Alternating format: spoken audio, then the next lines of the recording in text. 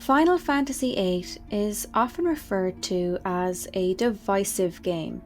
The experimental game mechanics and open-ended storytelling have traditionally been a source of much irritation and criticism among Final Fantasy fans, and the debate over their inclusion has been raging on for much of the 21st century. But as Final Fantasy VIII reaches its 26th anniversary, there's been a bit of a shift in public opinion. The combination of nostalgia and the release of other, even more controversial titles in the series have caused many people to throw a more forgiving eye over what they once saw as the game's irredeemable flaws. But one aspect of the game remains as divisive today as it was in 1999. And no, I promise I'm not talking about the fan theories this time, although you're not too far off, because even today in 2025, you don't have to look too hard on the Final Fantasy side of the internet to find somebody complaining about Rinoa Heartilly, the game's second main character and main love interest. Rinoa has always been a sore spot for a lot of players, and that hasn't really changed, even as the game itself receives greater appreciation. And while everyone is free to like or dislike whatever characters they want, I do find that a lot of the criticism directed towards Rinoa can often be a bit unfair. So today, I'm taking it upon myself to give Rinoa Heartilly the fair trial that I believe she deserves. There are many reasons that people dislike Rinoa, but most can be broken down into three categories. 1. Rinoa is silly, unprofessional, and incapable of doing much of anything. 2. Rinoa is merely playing at being a revolutionary, and is really only acting out for attention. And 3. Rinoa is a damsel in distress that constantly requires rescuing. I'm going to go through these arguments one by one and see if I can offer a different perspective. Number 1. Rinoa is silly, unprofessional, and incapable. Our first official meeting with Rinoa is a bit of a shock to the system. At this early stage of the game, the Seeds are the player's only frame of reference for this world, and the Seeds, as a result of their military-style upbringing, find the frivolity, girlishness, and over-enthusiasm of Rinoa to be appallingly out of place and impractical. This isn't helped by the Timber Owl's comparatively laid-back and unpolished approach to conflict, which the Seeds find to be completely inferior to their own. But I don't believe that the Timber Owls actually are as incompetent as the Seeds make them out to be. Remember, the Seeds are not regular teenagers. They are highly trained military specialists who've been preparing for war since the age of 5. They have access to a range of opportunities, training, and skills which the Timber Owls do not. And Balam, and by extension Balam Garden, is not under occupation the way that Timber currently is. The Seeds have had the privilege to hone their skills. The Owls have not. But the Timber Owls, despite the heavy restrictions of occupation, have managed to rebuild a resistance movement. Our barometer for what teenagers are capable of is very skewed because we're playing as the Seeds, but the Seeds are not normal, and so the Timber Owls are actually rather extraordinary by normal teenage standards. And Rinoa, as part of the Timber Owls, is quite extraordinary too. It is Rinoa, after all, who goes to Balam all by herself to get assistance for the revolution in Timber. And it is Rinoa who climbs into the carriage with you to kidnap Vinzar Delling. Rinoa is actually very capable. She's just capable by a regular person's standard, and in equal measure has a regular person's response to fighting in an impending war against an immortal enemy. She has no frame of reference for the type of conflict that the Seeds are trained for. Because so much emphasis is placed on the perceived failure of the Timber Owls in this section of the game, I do think it's important to point out that it isn't just Rinoa or the Owls who fumbled the mission against President Delling. A lot of fault lies with the Seeds, and I believe that's one of the first key turning points in the game.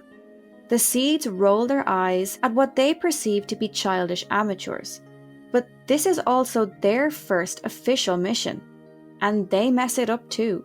For all of their bravado, it is the seeds who cause everything to go wrong at the TV station.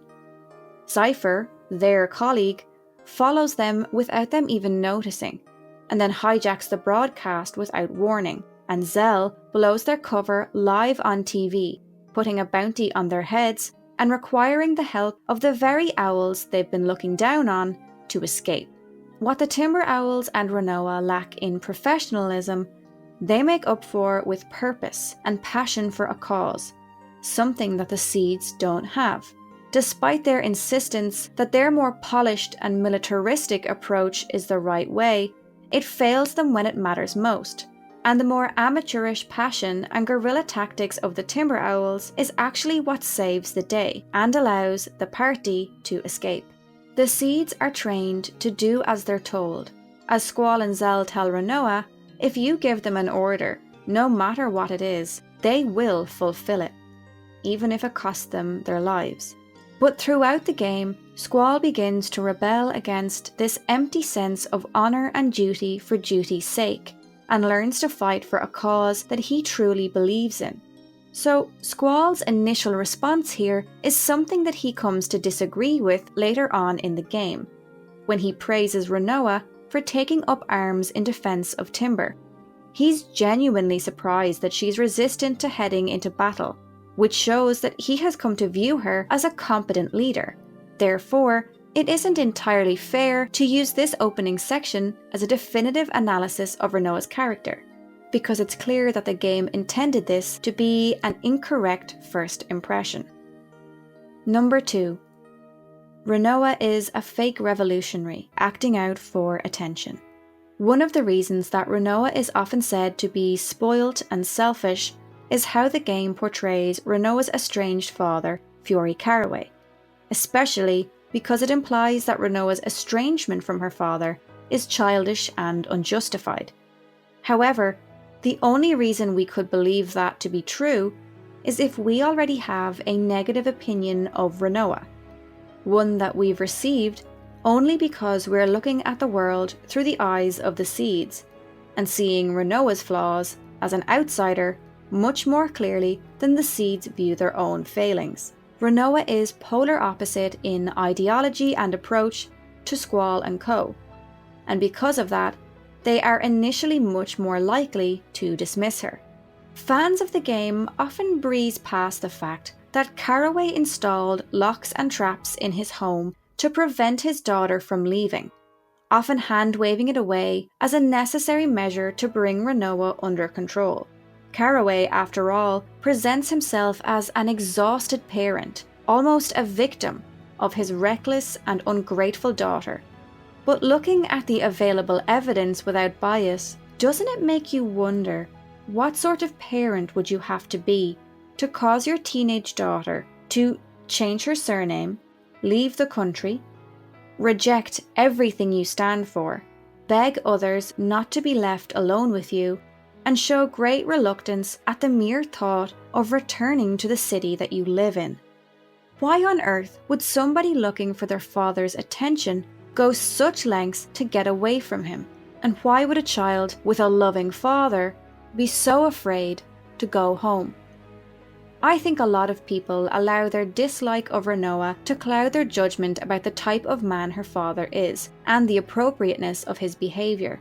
Not even the seeds show much concern about Rinoa here, even disregarding her order to take her with them. So the people telling us that Rinoa is flighty and insincere about her work in Timber are her borderline abusive father, who has a vested interest in portraying her as unreliable and incapable to keep her with him, and the seeds, who, as we've already discussed, have a very narrow view of her abilities. So, not exactly reliable narrators, are they? But what are reliable are the facts. So here are a few. Number 1. The Timber Owls are fiercely protective of Rinoa and consider her part of their family. Number 2. The people of Timber trust and respect Rinoa, and the other members of the Timber Liberation Movement consider her a capable ally. Number 3.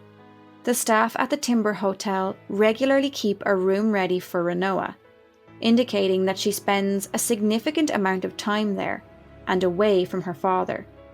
And number 4, Rinoa has been working with the Timber Owls for at least a year.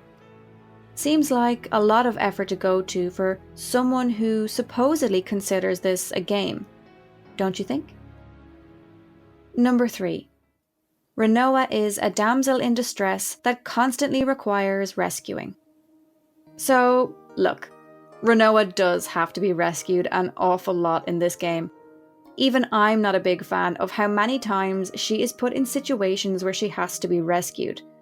But, and hear me out here, I'm going to mount just one small defense, which is that, in the conversation about Rinoa constantly requiring rescuing, what is often forgotten is that Rinoa also rescues people herself.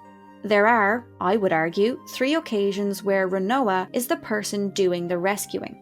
The most obvious occasion is in the D District prison, after the gang are arrested for attacking the sorceress. Rinoa is freed on her father's orders, but forces Irvine to return to the prison to break everybody else out, because she doesn't want to leave them behind. And can I just point out here that Rinoa would rather return to a high security prison than return to her father, and also that somebody who wasn't serious and was treating this whole thing as a game or a ploy for attention would likely just have taken the very easy out presented to her here and, left. Just saying. Rinoa also rescues the Seeds from being arrested and detained in Timber. Without her connections to the underground movement and her knowledge of the area, the Seeds would have been captured by Galbadia. And, while others will disagree, I would argue that Rinoa pulls off a third rescue at the end of the game, when Squall is lost to time compression. As we see in the cutscene, either through the power of love, or potentially through powers she develops as a sorceress, Rinoa is able to bring Squall back to the present and back to life. So, Rinoa is not entirely helpless and is, on a number of occasions, also perfectly capable of saving others. There are a few other reasons that people don't like Rinoa. People often complain that Rinoa behaves very childishly, but that's largely a translation issue. I mentioned in a previous video that Tetsuya Nomura created a very specific speech pattern for Rinoa that portrayed her confidence, cuteness, and flirtatiousness. It's just something that was lost in translation. There's also the issue of how she's portrayed within her romantic relationship with Squall. But I'm going to save that for another day, because that deserves a video all of its own. While doing research for this video, I came across an article in Pace magazine by writer Natalie Flores, which sums up many of my feelings about Rinoa. As I grew up, she felt like the most disliked Final Fantasy heroine, from irritating players with her optimism to being seen as a damsel in distress. She could never win. It upset me as someone who saw and has continued to see myself in her. I think it's easy for a lot of us to. She's an unextraordinary person who, as a result of witnessing widespread injustice, tries to do good. She's scared of failure, stubborn and naive, traits that constantly cause her to get in trouble and make mistakes. She's also compassionate, kind, and idealistic. Her part in making the world a better place is small, but it's vital.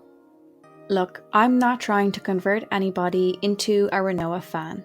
The only thing I'm trying to do is to give people a different perspective and maybe help them understand why people like me actually enjoyed and felt connected to the character of Rinoa. Yes, she has flaws, but there are also many great and interesting things about her character that are often overlooked among the 26 years of hate comments against her. And I kind of just wanted to provide one space on the internet where people might come together and say nice things about her. So, in conclusion, I have done nothing wrong, ever, in my life. I know this. and I love you.